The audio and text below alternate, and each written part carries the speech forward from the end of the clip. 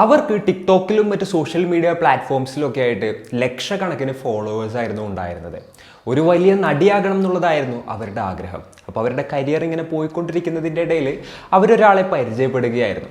അയാളുമായിട്ട് പാർട്ട്ണർഷിപ്പിൽ ഏർപ്പെടുകയും ചെയ്തു. അവരുദ്ദേശിക്കുന്ന രീതിയിൽ അവരുടെ കരിയറിൽ ഒരു പ്രോഗ്രസ് ഉണ്ടാകുമെന്ന് കരുതിയിട്ടായിരുന്നു അത്തരത്തിലുള്ളൊരു പാർട്ട്ണർഷിപ്പിൽ അവർ ഏർപ്പെട്ടത്.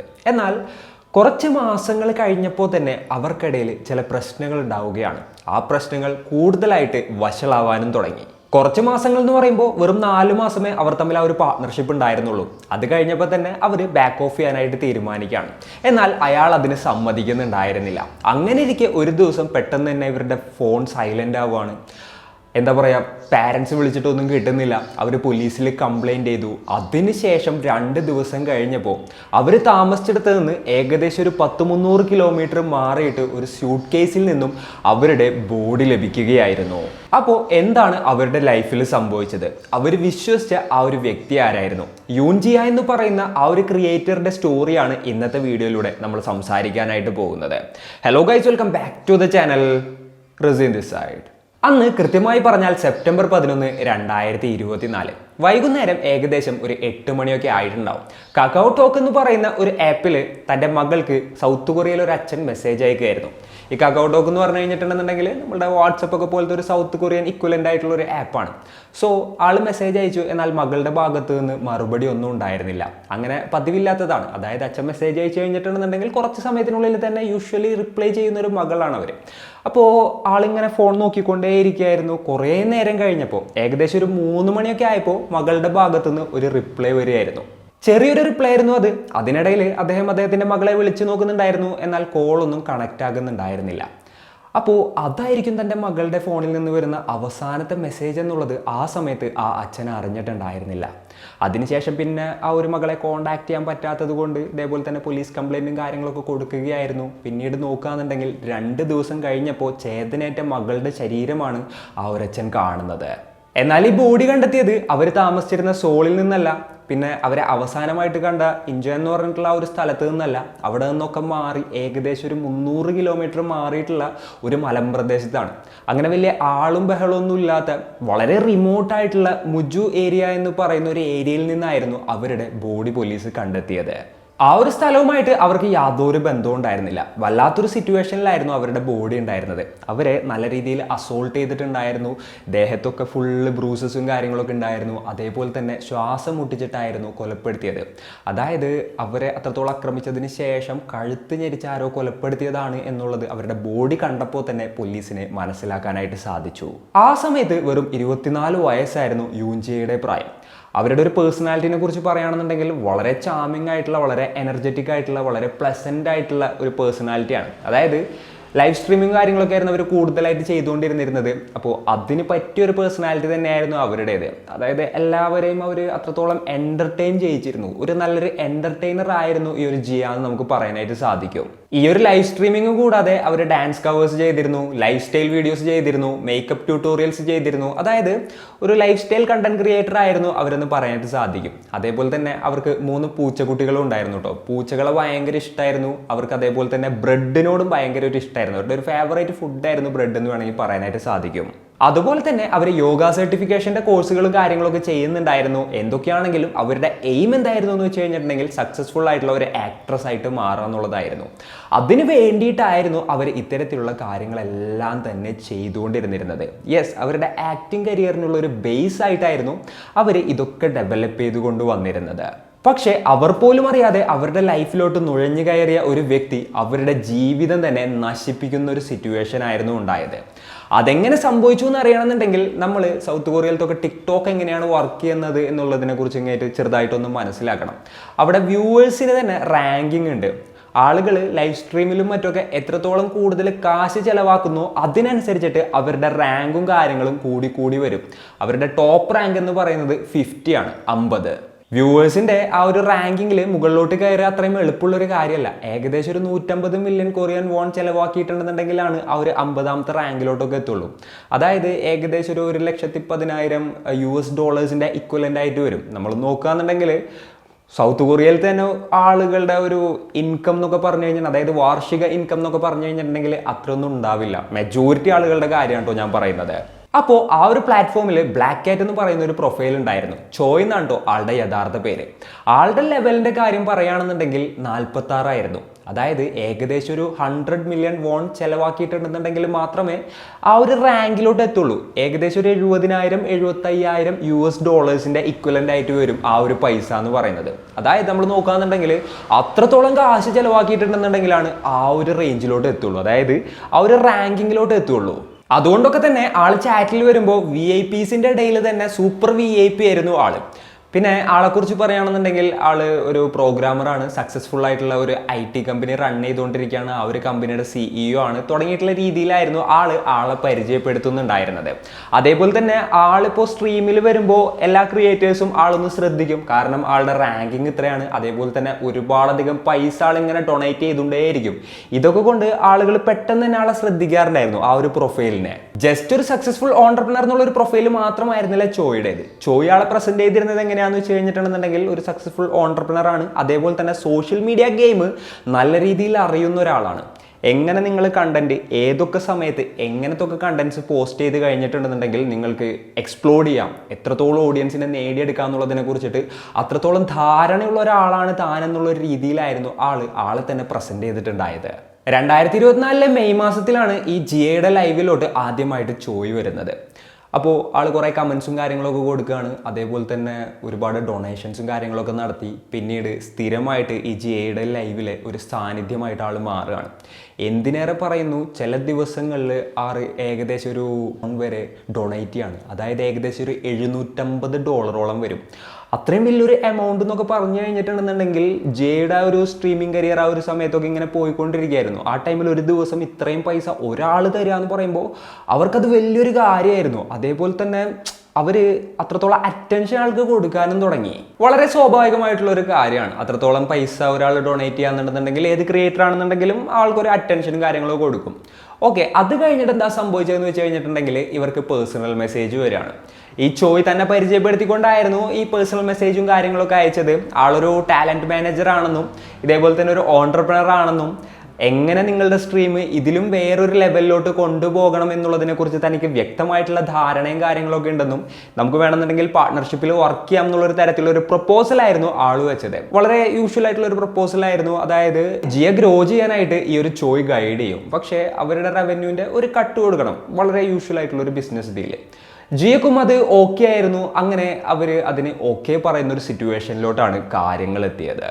അപ്പോൾ ആളായിട്ടുള്ള ഈ ഒരു കോൺട്രാക്ട് സൈൻ ചെയ്യാൻ പോകുന്നതിന് മുൻപ് ചോയുടെ ട്രാക്ക് റെക്കോർഡും കാര്യങ്ങളൊക്കെ ജിയ നോക്കിയിട്ടുണ്ടായിരുന്നു. അപ്പോൾ റൂക്കി ആയിട്ടുള്ള കുറച്ച് ക്രിയേറ്റേഴ്സിനൊക്കെ വേറെ റേഞ്ചിലോട്ടുള്ള സ്റ്റാർസ് ആക്കിയതിൽ ആൾക്ക് പങ്കുണ്ട് എന്നുള്ള രീതിയിലുള്ള ട്രാക്ക് റെക്കോർഡ്സ് ഒക്കെയാണ് ആള് ഇതേപോലെ തന്നെ പ്രസന്റ് ചെയ്തത്. അപ്പോൾ അവര് ഭയങ്കര ഇംപ്രസ്ഡ് ആവുകയാണ്. അങ്ങനെയാണ് ഇയാളുമായിട്ട് കൈ കൊടുക്കുന്നത്. പിന്നീട് ആ ഒരു കൈ തൻ്റെ കഴുത്തിലോട്ട് വരും എന്നുള്ളത് ആ സമയത്ത് അവർ അറിഞ്ഞിട്ടുണ്ടായിരുന്നില്ല. ഈ പാവം ചെയ്യുക once in a lifetime opportunity ആയിട്ടായിരുന്നു ഇയാളുമായിട്ടുള്ള ഈ ഒരു കോൺട്രാക്റ്റിനെ കണക്കാക്കിയിട്ടുണ്ടായിരുന്നത്. യെസ്, ഇത്തരത്തിൽ ഇയാൾ തന്നെ ഗൈഡ് ചെയ്തിട്ട് താൻ വലിയ ഒരു സോഷ്യൽ മീഡിയ സ്റ്റാർ ആവാന്നുണ്ടെന്നുണ്ടെങ്കിൽ അത് ത്രൂ തനിക്ക് ആക്ടിങ്ങിലോട്ട് പോകാനായിട്ട് ഭയങ്കര എളുപ്പമായിരിക്കും എന്നുള്ളൊരു തോട്ടിലായിരുന്നു ഇയാൾക്ക് ജിയ കൈ കൊടുത്തിട്ടുണ്ടായത്. സോ ഈ ഒരു കോൺട്രാക്റ്റും കാര്യങ്ങളൊക്കെ സൈൻ ചെയ്തതിന് ശേഷം ജിയയുടെ ലൈഫ് തന്നെ മാറുകയാണ്. ആദ്യം ഈ ഒരു ചോയും ജിയയും തമ്മിൽ ബിസിനസ് പരമായിട്ടുള്ള സംസാരങ്ങളും കാര്യങ്ങളും മാത്രമായിരുന്നു ഉണ്ടായിരുന്നത്. ഈ ഒരു ജിയക്ക് വേണ്ട കുറേ അഡ്വൈസും കാര്യങ്ങളൊക്കെ കൊടുത്തു. അതേപോലെ തന്നെ സ്ട്രീമിംഗ് അവേഴ്സ് കൂട്ടാനായിട്ട് പറഞ്ഞു. അപ്പോൾ കൂടുതൽ നേരം സ്ട്രീം ചെയ്ത് കഴിഞ്ഞാൽ കൂടുതൽ ഓഡിയൻസിനെ അട്രാക്ട് ചെയ്യാൻ പറ്റുമെന്ന് പറഞ്ഞു. ജിയ അതൊക്കെ കേൾക്കുകയാണ്. പിന്നെ എന്താ പറയുക, വെളുപ്പിന് 2 മണി 3 മണി 4 മണി ടൈമിലൊക്കെ അവരോട് സ്ട്രീം ചെയ്യാനായിട്ട് പറയാണ്. കാരണം അങ്ങനെ സ്ട്രീം ചെയ്ത് കഴിഞ്ഞിട്ടുണ്ടെന്നുണ്ടെങ്കിൽ ഗ്ലോബൽ ആയിട്ടുള്ള ഒരു ഓഡിയൻസിനെ കിട്ടുന്നുള്ളതായിരുന്നു ആളുടെ ഒരു വാദം. അങ്ങനെ ജിയ അത്തരത്തിൽ ആ ഒരു സമയത്തൊക്കെ സ്ട്രീം ചെയ്യാനായിട്ട് തുടങ്ങി. ആള് പറയുന്നത് പോലെ തന്നെ കേട്ട് തൻ്റെ സോഷ്യൽ മീഡിയ കരിയർ ആളുടെ ഗൈഡൻസിൽ മുന്നോട്ട് കൊണ്ടുപോകാനായിട്ട് അവർ തുടങ്ങി. എന്തിനേറെ പറയുന്നു, അവർ മാരത്തോൺ സെഷൻസ് സ്ട്രീം ചെയ്യാനായിട്ട് തുടങ്ങി. ചില സമയങ്ങളിൽ ഏറെക്കുറെ ഒരു 10-12 മണിക്കൂർ കണ്ടിന്യൂസ് ആയിട്ട് അവർ സ്ട്രീം ചെയ്യുന്ന ഒരു സിറ്റുവേഷൻ ആയിരുന്നു ഉണ്ടായിരുന്നത്. അതായത് അത്രത്തോളം എക്സോസ്റ്റിംഗ് ആയിട്ടായിരുന്നു അവർ വർക്ക് ചെയ്യുന്നുണ്ടായിരുന്നത്. അതുകൊണ്ട് തന്നെ അവർക്കൊരു ക്ഷീണം എപ്പോഴും ഉണ്ടായിരുന്നു. ഒരു ദിവസത്തെ ഒരു കാര്യം പറയുകയാണെന്നുണ്ടെങ്കിൽ അവർ കോഫി ഷോപ്പിൽ അവരുടെ ഒരു ഫ്രണ്ടിൻ്റെ ഒപ്പം ഇരുന്നെങ്കിൽ കോഫി കുടിക്കുന്നതിൻ്റെ ഇടയിൽ നിർത്താതെ അവരുടെ ഫോൺ ഇങ്ങനെ ബസ് ചെയ്തുകൊണ്ടേയിരിക്കുകയായിരുന്നു. അതായത് നോക്കുകയാണെന്നുണ്ടെങ്കിൽ ഒരു 2-3 മിനിറ്റിൽ ഒരു 10-30-40 മെസ്സേജ് വന്നിട്ടുണ്ടാവും. അപ്പോൾ ആ ഫ്രണ്ട് ചോദിക്കുകയാണ് എന്താണെന്നുള്ളത്. അപ്പോൾ ജിയ പറഞ്ഞു ചോയ് എന്ന് പറയുന്നവരുടെ ആ ഒരു മാനേജറാണ് മെസ്സേജ് അയച്ചുകൊണ്ടിരിക്കുന്നത് എന്നുള്ളത്. ഈ ഒരു ചോയ് ഉണ്ടല്ലോ, ആള് ലൊക്കേഷൻ ട്രാക്കറൊക്കെ ഇവരുടെ ഫോണിലൊക്കെ ഇൻസ്റ്റാൾ ചെയ്തിട്ടുണ്ടായിരുന്നു. അതായത് ഇവരുടെ ഓരോ മൊമെൻറ്റും ആള് അറിയുന്നുണ്ടായിരുന്നു. അപ്പോൾ അതിലൊന്നും വലിയൊരു പ്രശ്നമുള്ളതായിട്ട് ആ സമയത്ത് ഈ ഒരു യുൻജിയ എന്ന് പറയുന്ന പെൺകുട്ടിക്ക് തോന്നിയിട്ടുണ്ടായിരുന്നില്ല എന്നുള്ളതായിരുന്നു ഒരു വാസ്തവം. അവരെങ്ങോട്ട് തിരിഞ്ഞു കഴിഞ്ഞിട്ടുണ്ടെങ്കിലും ഇയാൾ നോട്ട് ചെയ്യുന്നുണ്ട്. ബാക്കിയുള്ള സമയങ്ങളിൽ ഇവർ സ്ട്രീം ചെയ്യുമ്പോൾ അതും അയാൾ കാണുന്നുണ്ട്. അതായത് 24 hours അയാളുടെ സർവൈലൻസിലായിരുന്നു ഈ ഒരു യുൻജിയ എന്ന് പറയുന്ന പെൺകുട്ടി ജീവിച്ചുകൊണ്ടിരുന്നിരുന്നത്. അതുപോലെ തന്നെ ഇതിനെക്കുറിച്ച് എന്തെങ്കിലുമൊക്കെ ചോദിച്ചു കഴിഞ്ഞിട്ടുണ്ടെന്നുണ്ടെങ്കിൽ എല്ലാ കാര്യങ്ങളും ഞാൻ ചെയ്യുന്നില്ലേ, എപ്പോഴും ഞാൻ നിന്റെ കാര്യങ്ങൾ നോക്കുന്നില്ലേ, എല്ലാത്തിലുപരി എനിക്ക് നീ ഒരു മോളെ പോലെയാണ് എന്നുള്ളൊരു രീതിയിലായിരുന്നു ഇയാൾ പറയുന്നുണ്ടായിരുന്നത്. സത്യം പറഞ്ഞു കഴിഞ്ഞിട്ടുണ്ടെന്നുണ്ടെങ്കിൽ അതൊരു വാംത്ത് ഉളവാക്കുന്ന ഒരു കാര്യമാണ് അങ്ങനെ കേട്ട് കഴിഞ്ഞിട്ടുണ്ടെന്നുണ്ടെങ്കിൽ. പക്ഷേ ഇയാളുടെ ഒരു കൺട്രോൾ അവരുടെ മേൽ സ്ഥാപിക്കുന്നതിന് വേണ്ടിയിട്ടായിരുന്നു അത്തരത്തിലുള്ള കാര്യങ്ങളൊക്കെ യൂസ് ചെയ്യുന്നുണ്ടായിരുന്നത്. പിന്നെ ചിയക്ക് വേണ്ടിയിട്ട് ഈ ഒരു ചോയ് കുറേ റൂളുകൾ കാര്യങ്ങളൊക്കെ സെറ്റാക്കി വെച്ചിട്ടുണ്ടായിരുന്നു. എങ്ങനെയൊക്കെ അവർ സ്ട്രീം ചെയ്യണം, എങ്ങനെയൊക്കെ അവർ ജീവിക്കണം, എങ്ങനെയൊക്കെ അവർ അവരുടെ ഫാമിലിനായിട്ട് ഇൻട്രാക്ട് ചെയ്യണം, എങ്ങനെയൊക്കെ അവർ അവരുടെ ഫ്രണ്ട്സിനായിട്ട് ഇൻട്രാക്ട് ചെയ്യണം തുടങ്ങിയിട്ടുള്ള കാര്യങ്ങളിൽ വരെ ഇയാളുടെ എന്താ പറയുക കൈകടത്തലുകൾ ഉണ്ടായിരുന്നു എന്ന് പറയാനായിട്ട് സാധിക്കും. അതായത് ഇവരെന്ത് ചെയ്യാന്നുണ്ടെന്നുണ്ടെങ്കിലും അക്കോർഡിംഗ് ടു ഹിസ് റൂൾസ്, അതായിരുന്നു ഇയാളുടെ ഒരു പാറ്റേൺ. ഇവർ ആ റൂൾസിൽ എന്തെങ്കിലും ബ്രേക്ക് ചെയ്ത് കഴിഞ്ഞിട്ടുണ്ടെന്നുണ്ടെങ്കിൽ ആള് പൊട്ടിത്തെറിക്കും. ഒരു കറക്റ്റ് ടെക്സ്റ്റ് ബുക്ക് മാനിപ്പുലേറ്റർ ആയിരുന്നു ആള്. ഒരു സെക്കൻഡിൽ ആൾ ഭയങ്കര സ്നേഹവും കരുതലും കരുണയൊക്കെ കാണിക്കും. പെട്ടെന്ന് തന്നെ അപ്പുറത്തെ സൈഡിൽ ആള് എന്താ പറയുക പൊട്ടിത്തെറിക്കുക, ചീത്ത പറയുക, എന്താ പറയുക ഉപദ്രവിക്കാൻ നോക്കുക, അങ്ങനെയുള്ള കാര്യങ്ങളൊക്കെ കാണിക്കും. അതായത് പെട്ടെന്ന് തന്നെ ഫ്ലിപ്പായി കൊണ്ടിരിക്കുന്ന ഒരു പേഴ്സണാലിറ്റി ആയിരുന്നു ആളുടേത്. അവരുടെ വിക്ടിമിന് ഒന്ന് ചിന്തിക്കാനോ പ്രോസസ്സ് ചെയ്യാനോ ഉള്ളൊരു സമയം പോലും ആൾ കൊടുക്കാറുണ്ടായിരുന്നില്ല. അതായത് ഇമോഷണലി എപ്പോഴും ഇംബാലൻസ് ആക്കി വെക്കാനുള്ള ഒരു കഴിവ് ആൾക്കുണ്ടായിരുന്നു. ജിയ ആണെന്നുണ്ടെന്നുണ്ടെങ്കിൽ ഇതൊന്നും അറിയാതെ ആളുടെ ആ ഒരു കുരുക്കിൽ പെട്ടുകൊണ്ടിരിക്കുകയായിരുന്നു. നോക്കുകയാണെന്നുണ്ടെന്നുണ്ടെങ്കിൽ ഒരു ക്ലാസിക് അബ്യൂസർ ബിഹേവിയർ ആയിരുന്നു ചോയുടേതെന്നുള്ളത് നമുക്ക് മനസ്സിലാക്കാനായിട്ട് സാധിക്കും. അപ്പോൾ ജിയ തൻ്റെ ഫ്രണ്ട്സിൻ്റെ അടുത്ത് പറഞ്ഞതനുസരിച്ചിട്ട് നോക്കുകയാണെന്നുണ്ടെങ്കിൽ ആ ഒരു ബിസിനസ് പാർട്ട്ണർഷിപ്പിൻ്റെ പുറത്ത് മാത്രമാണ് അയാളെ സഹിക്കുന്നത് എന്നുള്ളതാണ്. അപ്പോൾ എന്ത് തരത്തിലൊക്കെയാണ് അവരെ ഉപദ്രവിച്ചിരുന്നത് അല്ലാന്നുണ്ടെങ്കിൽ അവരെ കൺട്രോൾ ചെയ്തിരുന്നത് തുടങ്ങിയിട്ടുള്ള കാര്യങ്ങളെ കുറിച്ചൊന്നും ഡീറ്റെയിൽ ആയിട്ട് അവർ ഫ്രണ്ട്സിൻ്റെ അടുത്തോ ഫാമിലിയുടെ അടുത്തോ ആരുടെ അടുത്തും പറഞ്ഞിട്ടുണ്ടായിരുന്നില്ല.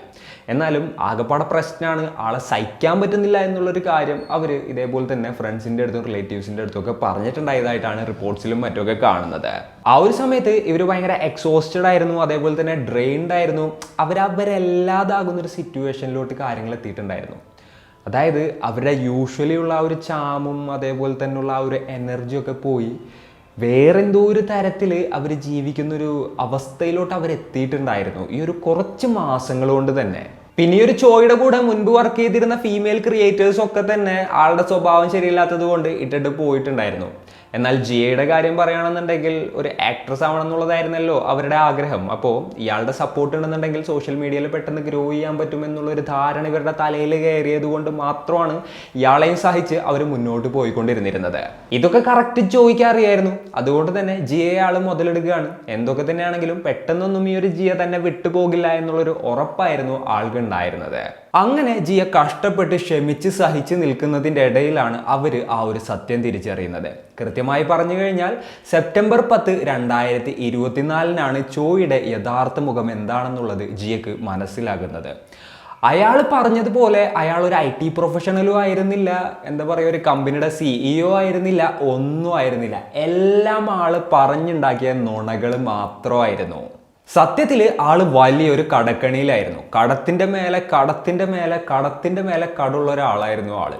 അതായത് ആളുടെ വീട്ടുകാരും മറ്റൊന്നും അറിയാതെ ഫാമിലി പ്രോപ്പർട്ടീസും മറ്റൊക്കെ തിരിമറിയൊക്കെ കാണിച്ച് ഒരുപാടധികം പൈസയുടെ ലോണും കാര്യങ്ങളൊക്കെ എടുത്തിട്ടുണ്ടായിരുന്നു. എന്നിട്ട് ലോൺ എടുത്ത് കിട്ടിയ പൈസയാണ് ആള് ധൂർത്തടിക്കുന്നുണ്ടായിരുന്നത്. യെസ്, ആ ഒരു എമൗണ്ടിൽ നിന്നായിരുന്നു ആൾ ഇതേപോലെ തന്നെ കണ്ടന്റ് ക്രിയേറ്റേഴ്സ് ആയിട്ടുള്ള ഫീമെയിൽസിന് പൈസ കൊടുത്തിരുന്നതും അവരെ ഇയാളുടെ വലയിൽ വീഴ്ത്തിയിരുന്നതും. കാലിയായ ഒരു ബാങ്ക് അക്കൗണ്ട് ഒരു സൈഡിലും അതേപോലെ തന്നെ ടിക്ടോക്കിൽ ആളുടെ വ്യൂവേഴ്സിന്റെ ഇടയിലുള്ള റാങ്കിങ് 46. അങ്ങനെയായിരുന്നു ആളുടെ ഒരു ലൈഫ് മുന്നോട്ട് പോയിക്കൊണ്ടിരുന്നിരുന്നത്. ആ ഒരു യാഥാർത്ഥ്യമായിരുന്നു ആ സമയത്ത് ജിയ തിരിച്ചറിഞ്ഞത്. അന്നത്തോടുകൂടി ചോയുമായിട്ടുള്ള എല്ലാ പാർട്ട്ണർഷിപ്പും അവസാനിപ്പിക്കാനായിട്ട് ജിയ തീരുമാനിക്കുകയായിരുന്നു. അങ്ങനെ ആളെ വിളിച്ച് കാര്യങ്ങളെല്ലാം തന്നെ പറഞ്ഞു. അവർ തമ്മിലുള്ള എല്ലാ പാർട്ണർഷിപ്പും അവസാനിപ്പിച്ചു എന്നുള്ള കാര്യങ്ങളൊക്കെ പറഞ്ഞു. എന്നാൽ അന്നത്തെ ദിവസം പിന്നെ ഈ ഒരു ചോയ് ജിയനെ കാണാൻ വരികയാണ്. CCTV വിഷ്വലുള്ള എന്താണെന്ന് വെച്ച് കഴിഞ്ഞിട്ടുണ്ടെങ്കിൽ ഇയാളെ കാണുമ്പോൾ തന്നെ ഈ ഒരു ജിയ രണ്ടടി പിറകിലോട്ട് നടക്കുന്നതാണ്. യെസ്, ആളെ കാണുമ്പോൾ തന്നെ അവരുടെ ഉള്ളിൽ ആ ഒരു ഭയം ഉണ്ടായിരുന്നു. പിന്നെ കുറച്ച് നേരം കഴിഞ്ഞപ്പോൾ ഇയാളെന്താ ചെയ്തതെന്ന് വെച്ച് കഴിഞ്ഞിട്ടുണ്ടെന്നുണ്ടെങ്കിൽ ആളുടെ മുട്ടിൽ വീണുങ്ങേറ്റ് ജിയയുടെ അടുത്ത് അപേക്ഷിക്കുകയാണ്. 19 വയസ്സിനടുത്ത് പ്രായമുള്ള ഒരാൾ 24 വയസ്സുള്ള ഒരു പെൺകുട്ടിയുടെ അടുത്ത് ഇതേപോലെ തന്നെ നിന്ന് യാചിക്കുന്ന ഒരു അവസ്ഥയാണ്. അപ്പോൾ ജിയ പറ്റില്ല എന്ന് പറഞ്ഞിട്ട് തലാട്ടുന്നതും വിഷ്വലിൽ കാണാവുന്നതായിരുന്നു. അതിനുശേഷം എന്താ ചെയ്തതെന്ന് വെച്ച് കഴിഞ്ഞിട്ടുണ്ടെങ്കിൽ ഇയാൾ ജിയയുടെ കയ്യിലുള്ള ഫോൺ തട്ടിപ്പറിച്ച് വാങ്ങുകയാണ്. അതിനുശേഷം കുറേ നേരം അവിടെ നിന്നിങ്ങേറ്റ് സംസാരിക്കുന്നുണ്ട്. എന്തൊക്കെയാണ് അവർ തമ്മിൽ സംസാരിച്ചതെന്നുള്ളതിനെ കുറിച്ച് ഇങ്ങോട്ട് പിന്നീട് പുറത്തു വന്നിട്ടില്ല. എന്തൊക്കെയാണെങ്കിലും ഒരുപാട് നേരം അയാൾ ജിയയുമായിട്ട് സംസാരിക്കുകയായിരുന്നു. കുറച്ചധികം നേരം സംസാരിച്ചിട്ട് ചോയ് അവിടെ നിന്ന് പോവുകയാണ്. ജിയയുടെ മുഖത്ത് ആ ഒരു പകപ്പ് അപ്പോഴും ഉണ്ടായിരുന്നു. അങ്ങനെ പിറ്റേ ദിവസമായി സെപ്റ്റംബർ 11-ാം തീയതി. അന്നത്തെ ദിവസം സാധാരണഗതിയിൽ ജിയ വർക്ക് ചെയ്യായിരുന്നു. ഇഞ്ചിയ എന്ന് പറയുന്ന സ്ഥലത്ത് യോങ്ജോങ് എന്ന് പറയുന്ന ഒരു ഐലൻഡിൽ നിന്നായിരുന്നു അന്നത്തെ ദിവസം അവർ ലൈവ് സ്ട്രീമിങ്ങും കാര്യങ്ങളൊക്കെ ചെയ്യുന്നുണ്ടായിരുന്നത്. അപ്പോൾ അവർ എന്നത്തെയും പോലെ ക്യാമറ ഓണാക്കി ചിരിച്ചു, അവരുടെ ഓഡിയൻസിനെ ഗ്രീറ്റ് ചെയ്തു, അങ്ങനെ സംസാരിച്ചുകൊണ്ടിരിക്കുകയായിരുന്നു. ഏകദേശം ഒരു 3 മണി ടൈമിലൊക്കെ ആയിരുന്നു അവർ അത്തരത്തിലുള്ള ഒരു ലൈവും കാര്യങ്ങളൊക്കെ ചെയ്തിട്ടുണ്ടായത്. ആ ഒരു ലൈവ് കഴിഞ്ഞ് കുറച്ച് കഴിഞ്ഞപ്പോഴത്തേനും ചോയ് ആ ഒരു സ്ഥലത്തോട്ട് എത്തുകയാണ്. അതിനുശേഷം എന്താ സംഭവിച്ചതെന്ന് വെച്ച് കഴിഞ്ഞിട്ടുണ്ടെന്നുണ്ടെങ്കിൽ ഇവരെ ആ ഒരു കാറിൽ കയറ്റുകയാണ്. ഇവർക്കിടയിൽ എന്തൊക്കെയോ ആർഗ്യുമെൻറ്റ്സ് നടക്കുകയാണ്. അതെന്താണെന്നുള്ളത് വ്യക്തമായിട്ട് അറിയില്ല. CCTVയിൽ ഇവർ കാറിൽ കയറുന്നതിൻ്റെ വിഷ്വൽസും കാര്യങ്ങളൊക്കെ ഉണ്ട്. അതിനുശേഷം എന്താ സംഭവിച്ചതെന്ന് വെച്ച് കഴിഞ്ഞിട്ടുണ്ടെന്നുണ്ടെങ്കിൽ ഈ ഒരു ചോയ് ജിയെ ആക്രമിക്കുകയായിരുന്നു കാറിൽ വെച്ച്. എന്നിട്ട് ആ ഒരു കാറിൽ വെച്ച് തന്നെ ആ ഒരു പെൺകുട്ടിയെ കഴുത്ത് ഞെരിച്ച് കൊലപ്പെടുത്തുകയായിരുന്നു. ഏകദേശം ഒരു 3:27-നാണ് കേട്ടോ ഇത് നടക്കുന്നത്. അറൗണ്ട് ഒരു 3 മണി കഴിഞ്ഞപ്പോഴാണ് അവരുടെ ലൈവ് സ്ട്രീം എൻഡ് ആവുന്നത്. യെസ്, ചിരിച്ച് കളിച്ച് ലൈവ് ചെയ്തിരുന്ന ജിയയുടെ ആ ഒരു ലൈവ് കഴിഞ്ഞ് വെറും 30 മിനിറ്റുകൾക്കുള്ളിൽ തന്നെ ഇത്തരത്തിലുള്ളൊരു അപകടം നടക്കുകയാണ്. അപ്പോൾ ആ ഒരു ചിരിയുടെയും അവരുടെ മരണത്തിൻ്റെയും ഇടയിലുണ്ടായിരുന്ന ആ ഒരു ടൈം ഗ്യാപ്പ് വെറും 30 മിനിറ്റാണെന്ന് പറയാനായിട്ട് സാധിക്കും. അതിനുശേഷം ഈ ഒരു ചോയ് എന്ന് പറയുന്ന ആൾ എന്താ ചെയ്തതെന്ന് വെച്ച് കഴിഞ്ഞിട്ടുണ്ടെന്നുണ്ടെങ്കിൽ നേരെ ആൾ താമസിക്കുന്ന സ്ഥലത്തോട്ട് പോയി. എന്നിട്ട് വലിയ ഒരു സ്യൂട്ട് കേസ് എടുത്തുകൊണ്ട് വന്നു. അതിൻ്റെ വിഷ്വൽസും കാര്യങ്ങളൊക്കെ ഇതേപോലെ തന്നെ CCTVയിലും മറ്റൊക്കെ പതിഞ്ഞിട്ടുണ്ടായിരുന്നു. പിന്നെ ആളെന്താ ചെയ്തതെന്ന് വെച്ച് കഴിഞ്ഞിട്ടുണ്ടെങ്കിൽ ആ ഒരു എന്താ പറയുക, കൊറിയയിൽ പല സ്ഥലങ്ങളിലൂടെ ഇങ്ങനെ ട്രാവൽ ചെയ്യാൻ തുടങ്ങി. സൗത്ത് പ്രൊവിൻസ്, നോർത്ത് പ്രൊവിൻസ്, അങ്ങനെ പല സ്ഥലങ്ങളിലൂടെ ആൾ ട്രാവൽ ചെയ്യാനായിട്ട് തുടങ്ങി. ഏകദേശം ഒരു 8 സ്റ്റോപ്പുകൾ ആൾ എടുക്കുകയും ചെയ്തു. സത്യത്തിൽ പോലീസിനെ കൺഫ്യൂസ് ചെയ്യിക്കാൻ വേണ്ടിയിട്ടായിരുന്നു ആൾ അങ്ങനെ ചെയ്യുന്നുണ്ടായിരുന്നത്. അതായത് പല സ്ഥലങ്ങളിലോട്ട് പോവുക, പല റിമോട്ട് ലൊക്കേഷൻസിലോട്ട് പോവുക, ആ ഒരു കൺട്രിയുടെ പല ഭാഗത്ത് പോയിട്ട് ഇതേപോലെ തന്നെ സ്റ്റോപ്പ് ചെയ്യുക, എന്നിട്ട് അവിടെ നിന്ന് പിന്നെയും പോവുക. അങ്ങനെയായിരുന്നു ആൾ പോയിക്കൊണ്ടിരുന്നിരുന്നത്. അപ്പോൾ എത്രത്തോളം ആൾ കറക്റ്റ് പ്ലാൻ ചെയ്തിട്ടായിരുന്നു ഈ ഒരു കാര്യം ചെയ്തത് എന്നുള്ളത് നമുക്ക് മനസ്സിലാക്കാനായിട്ട് സാധിക്കും. അങ്ങനെ സെപ്റ്റംബർ 12 രാവിലെ സമയമായപ്പോഴത്തേനും ആള് മുജു എന്ന് പറയുന്ന ആ ഒരു മൗണ്ടൻ സൈഡിലോട്ട് എത്തി. അവിടെ ആ ഒരു സ്ത്രീയുടെ ബോഡി ഡംപ് ചെയ്യായിരുന്നു. യെസ്, ആൾ എടുത്തുകൊണ്ട് വന്നിരുന്ന ആ ഒരു സ്യൂട്ട് കേസിൽ സ്റ്റഫ് ചെയ്തിട്ടായിരുന്നു ആ ഒരു ബോഡി അവിടെ ഡിസ്പോസ് ചെയ്തത്. അതിനുശേഷം ആള് അവിടെ നിന്ന് പോവായിരുന്നു. എന്നാൽ ഒരു 19 മീറ്റർ മാറിയിട്ടുണ്ടാവുള്ളൂ. അപ്പോഴത്തേനും ആളുടെ കാർ അവിടെ സ്റ്റക്കാവാണ്. വീലെന്തിലോ കുടുങ്ങി. ആൾക്ക് എത്ര ശ്രമിച്ചിട്ടും ആ ഒരു കാർ അതിൻ്റെ ഉള്ളിൽ നിന്ന് പുറത്തെടുക്കാനായിട്ട് സാധിച്ചില്ല. പിന്നീട് ആൾ അവിടെ തന്നെ നിന്ന് എങ്ങനെയെങ്കിലും ആ ഒരു കാർ പുറത്തെടുക്കാനുള്ള ഒരു ശ്രമത്തിലായിരുന്നു. നമ്മൾ അപ്പുറത്തെ സൈഡിൽ നോക്കുകയാണെന്നുണ്ടെങ്കിൽ ജിയയുടെ ഫാമിലി ഇതിനോടകം തന്നെ ജിയയെ കോൺടാക്ട് ചെയ്യാനായിട്ട് നോക്കിയിട്ട് സാധിക്കാത്തത് കൊണ്ട് പോലീസിൽ ഇൻഫോം ചെയ്തിട്ടുണ്ടായിരുന്നു. അങ്ങനെ പോലീസുകാർ CCTV വിഷ്വൽസും ഇവരുടെ എന്താ പറയുക ഫോണിൻ്റെ ലൊക്കേഷനും കാര്യങ്ങളൊക്കെ വെച്ചിങ്ങായിട്ട് ട്രാക്ക് ചെയ്യായിരുന്നു. അപ്പോൾ ഇയാളുടെ കൂടെ ഇതേപോലെ തന്നെ കാറിൽ കയറുന്നതും ഇയാൾ കഴുത്തിഞ്ഞിരിക്കുന്നതുമായിട്ടുള്ള കാര്യങ്ങളെല്ലാം തന്നെ കണ്ടു. അതിനുശേഷം ഇയാളുടെ ആ ഒരു വണ്ടി പോലീസുകാർ ട്രാക്ക് ചെയ്തുകൊണ്ടിരിക്കുകയായിരുന്നു. അപ്പോൾ ഇയാൾ പല സ്ഥലങ്ങളിലോട്ട് പോയതൊക്കെ പോലീസുകാർക്ക് മനസ്സിലാവുകയാണ്. അങ്ങനെ ആ ഒരു റൂട്ട് തന്നെ പോലീസുകാർ ട്രാക്ക് ചെയ്ത് പോയി. ലാസ്റ്റ് ഈ ഒരു മുഞ്ഞു എന്ന് പറയുന്ന ആ ഒരു മൗണ്ടൻ സൈഡിൽ അവർ എത്തിയിട്ടുണ്ടായിരുന്നു എന്നുള്ളത് പോലീസിന് മനസ്സിലാവുകയാണ്. നേരെ അങ്ങോട്ട് എത്തി നോക്കിയപ്പോൾ അവിടെ നിന്ന് ആ ഒരു ബോഡി പോലീസുകാർ കണ്ടെടുക്കുകയും ചെയ്തു. അപ്പോഴത്തേനും സെപ്റ്റംബർ 13-ാം തീയതി ആയിട്ടുണ്ട്. രാവിലെ ഏകദേശം ഒരു 5 മണിക്കാണ് ആ ഒരു ബോഡി അവർ കണ്ടെടുക്കുന്നത്. അവിടെ നിന്ന് ഏകദേശം ഒരു 100 മീറ്ററിൻ്റെ ഉള്ളിലായിരുന്നു ഈ ഒരു ചോയുടെ കാറ് സ്റ്റക്കായിട്ടുണ്ടായിരുന്നത്. ആ ഒരു സമയത്തും ആൾ അവിടെ തന്നെയായിരുന്നു ഉണ്ടായിരുന്നത്. നമ്മൾ നോക്കുകയാണെന്നുണ്ടെങ്കിൽ ഈ ഒരു ബോഡി കണ്ടെത്തിയതിന് ശേഷം ഏകദേശം 12 മണിക്കൂറുകൾ കഴിഞ്ഞിട്ടാണ് പോലീസുകാർ ചോയെ അറസ്റ്റ് ചെയ്യുന്നത്. ജസ്റ്റ് ആ ഒരു ക്രൈം സീനിൽ നിന്നും കുറച്ച് മാറിയിട്ടായിരുന്നു ആളുണ്ടായിരുന്നത്. എന്നിട്ടും അത്രയും ടൈം എടുത്തു എന്നാണ് റിപ്പോർട്ട്സിൽ പറയുന്നത്. പോലീസുകാരാളെ പിടികൂടാനായിട്ട് എത്തിയപ്പോൾ ആൾ ഓടാനായിട്ട് ശ്രമിച്ചു. പോലീസുകാരാളെ ഓടിച്ചിട്ട് പിടിച്ചു. എന്നിട്ട് ക്വസ്റ്റ്യൻ ചെയ്തപ്പോൾ ആൾ ആദ്യം തന്നെ കല്ലിൽ വെച്ചെന്നായിരുന്നു പറഞ്ഞിരുന്നത്. അതായത് അവർക്കിടയിൽ കുറച്ച് പ്രശ്നങ്ങളും കാര്യങ്ങളൊക്കെ ഉണ്ടായി, ആർഗ്യുമെന്റ്സ് ഉണ്ടായി. അതിനുശേഷം രണ്ടുപേരും 2 വഴിക്ക് പോയി തല്ലിപ്പിരിഞ്ഞു എന്നുള്ള രീതിയിലായിരുന്നു ആൾ പറഞ്ഞത് ആദ്യം. അപ്പോൾ പോലീസുകാർ പോലീസുകാർ പറഞ്ഞു ഞങ്ങളുടെ കയ്യിൽ CCTV വിഷ്വൽസും ഉണ്ട്, അതേപോലെ തന്നെ അവരുടെ ബോഡിയും കിട്ടിയിട്ടുണ്ട്, സത്യം പറയാൻ പറഞ്ഞു. അവസാനം അയാൾ നടന്ന എല്ലാ കാര്യങ്ങളും പോലീസിനോട് പറയുകയാണ്. പിന്നീട് പോലീസുകാർ ഫർദറായിട്ട് ഇൻവെസ്റ്റിഗേറ്റ് ചെയ്തപ്പോഴാണ് സിമിലർ ആയിട്ടുള്ള ഒരു കേസ് ഇയാളുടെ പേരിലുണ്ടായിരുന്നെന്നും ആ ഒരു കേസിൻ്റെ എന്താ പറയുക അന്വേഷണവും കാര്യങ്ങളും നടന്നുകൊണ്ടിരിക്കുകയാണ് തുടങ്ങിയിട്ടുള്ള കാര്യങ്ങളൊക്കെ മനസ്സിലാവുന്നത്. ഡിസംബർ 2023, അതായത് ഇയാൾ ജിയെ കൊല്ലുന്നതിനും ഏകദേശം 9 മാസങ്ങൾക്ക് മുൻപ് ഇതേപോലെ തന്നെ ഒരു പെൺകുട്ടിയുടെ അടുത്ത് ഇയാൾ അപമര്യാദയായിട്ട് പെരുമാറിയിട്ട് ആ ഒരു പെൺകുട്ടിയെ ഉപദ്രവിച്ചതിന് ഈ പറഞ്ഞ പോലെ തന്നെ ഒരു കേസും കാര്യങ്ങളൊക്കെ ഫയൽ ചെയ്തിട്ടുണ്ടായിരുന്നു. ആ ഒരു കേസിൽ അയാൾ ജയിലിൽ പോയിട്ട് പിന്നെ പരോളിലായിരുന്നു. ആ ഒരു കേസിൻ്റെ ഇൻവെസ്റ്റിഗേഷനും കാര്യങ്ങളൊക്കെ നടന്നുകൊണ്ടിരിക്കുന്നതിൻ്റെ ഇടയിലാണ് ആൾ ഇതേപോലെ തന്നെ വേറൊരു സ്ത്രീയെ ട്രാപ്പിലാക്കുന്നതും അതേപോലെ തന്നെ കൊലപ്പെടുത്തുന്നതും. എന്തൊക്കെയാണെന്നുണ്ടെങ്കിലും ആ ചോയ് ഇപ്പോൾ ജയിലിലാണ്, കേസ് നടന്നുകൊണ്ടിരിക്കുകയാണ്. ഇനിയിപ്പോൾ യൂൻജിയുടെ കാര്യം പറയുകയാണെന്നുണ്ടെങ്കിൽ അവരിതേപോലെ തന്നെ ഒരു യോഗ സർട്ടിഫിക്കേഷൻ്റെ പരിപാടിയും കാര്യങ്ങളൊക്കെ ചെയ്യുന്നുണ്ടായിരുന്നു. അതേപോലെ തന്നെ ഒരു കണ്ടന്റ് ക്രിയേറ്റർ ആയിരുന്നു, എന്താ പറയുക ഒരു കാറ്റ് ലവർ ആയിരുന്നു, ബ്രെഡ് ഇഷ്ടമുള്ള ഒരാളായിരുന്നു, എങ്ങനെയെങ്കിലും ഒരു ആക്ടർ ആവണമെന്ന് ആഗ്രഹമുള്ള ഒരാളായിരുന്നു. അത്ര അംബീഷ്യസ് ആയിട്ടുള്ള ഒരു പെൺകുട്ടിയായിരുന്നു. അതിന് വേണ്ടിയിട്ട് അത്രത്തോളം ട്രൈ ചെയ്യുന്ന ഒരാളായിരുന്നു. അവരുടെ ആ ഒരു വൾണറബിലിറ്റിയും കാര്യങ്ങളൊക്കെ മനസ്സിലാക്കിയിട്ട് ഈ ഒരു ചോ എന്ന് പറയുന്ന ആൾ കറക്റ്റായിട്ട് അവരെ ട്രാപ്പിലാക്കുകയായിരുന്നു. അതിനുശേഷം അവരെ കൊലപ്പെടുത്തുകയും ചെയ്തു. എന്താണല്ലേ ഈ ഒരു ലോകത്തൊക്കെ നടക്കുന്നത്? അപ്പോൾ ഇന്നത്തെ ഒരു വീഡിയോയിൽ ഇത്രയൊക്കെ തന്നെയാണ് പറയാനുള്ളത്. അപ്പോൾ ഈ ഒരു സ്റ്റോറി ആയിട്ടപ്പോൾ നിങ്ങൾക്ക് എന്താണ് തോന്നിയത്? നിങ്ങളുടെ തോട്ട്സും കാര്യങ്ങളും എന്തൊക്കെയാണെന്നുണ്ടെങ്കിലും താഴെ കമൻറ്റുകളായിട്ട് രേഖപ്പെടുത്തുക.